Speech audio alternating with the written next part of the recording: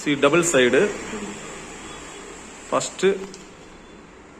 ஒரு காப்பினா 1 ரெண்டு காப்பினா 2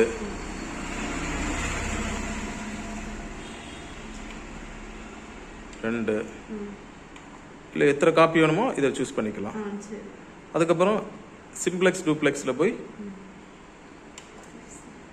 side 2 okay okay okay இனி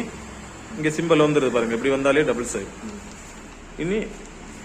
பேப்பர் வச்சிருக்கீங்க ஃபர்ஸ்ட் ஸ்டார்ட் பட்டன்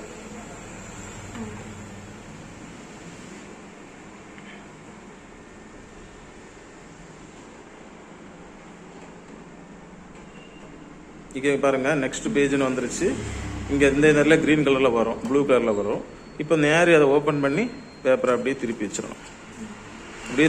தோசை கல்ல அப்படி தோசை அப்படி கவுத்து போடுவோம்ல அந்த மாதிரி திருப்பி வச்சிட்டோம்